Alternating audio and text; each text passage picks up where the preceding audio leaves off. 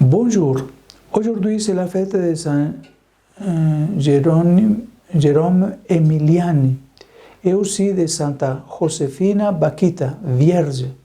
Son histoire d'oppression et de rédemption est l'une des plus extraordinaires au sein de l'Église. Santa Josefina Bakhita, l'esclave soudanaise, est devenue religieuse de sœurs canoussiennes. Elle est née en 1869 au Darfour, au Soudan du Sud, et elle a fini ses jours au service de l'Évangile parmi les religieuses canoussiennes. Aujourd'hui, je vous invite à prier de façon particulière pour toutes les femmes et les hommes qui sont esclavisés. Et prions aussi pour le Soudan et la République démocratique du Congo. Ce sont deux pays qui en ce moment sont en guerre et où il y a énormément de souffrance. Aujourd'hui, sous forme de pilule, le cœur comme lieu de sincérité nous appelle à vivre de manière transparente et authentique, nous libérant des poids des apparences. La dévotion au Sacré-Cœur de Jésus a toujours été présente dans le cœur de ces saints que nous célébrons aujourd'hui.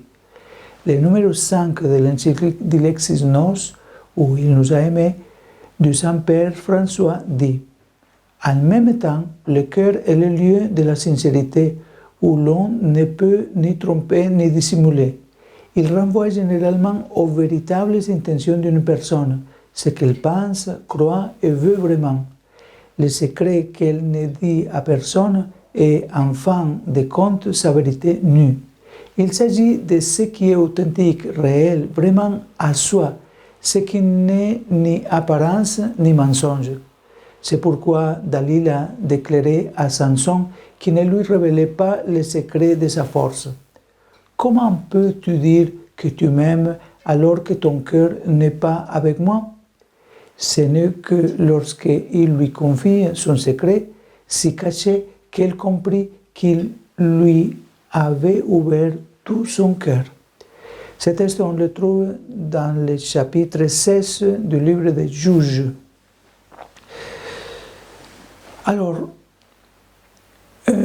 ce texte nous invite à reconnaître que le cœur est l'espace où réside notre vérité la plus profonde, le noyau de notre authenticité. Il n'y a pas de place ici pour la tromperie ou les apparences, puisque nos intentions, nos croyances et nos désirs les plus véritables se trouvent dans le cœur. En premier lieu, le cœur est un espace de vérité et d'authenticité. Le cœur ne reflète pas seulement ce que nous pensons, mais aussi ce que nous croyons et voulons vraiment. C'est l'endroit où réside notre identité la plus authentique, qui ne peut être ni cachée ni fabriquée. En deuxième lieu, le cœur est les relations authentiques. L'histoire de Samson et Dalila nous enseigne qu'ouvrir le cœur est essentiel pour établir une connexion profonde. Dalila sent que Samson ne l'aime pas pleinement parce qu'il ne lui a pas partagé son secret le plus intime. Cela nous rappelle que la confiance et la sincérité sont des piliers essentiels dans nos relations. En troisième lieu, la vérité nue est sa valeur. Vivre avec le cœur signifie être authentique, faire face à notre vérité la plus profonde et la partager avec ceux qui nous entourent. Cela nous libère des apparences et nous permet de vivre de manière cohérente, fidèle à qui nous sommes réellement. Alors, comment vivre tout ça? D'abord, cultivez l'honnêteté avec vous-même. Prenez le temps de réfléchir à vos intentions et désirs les plus profonds.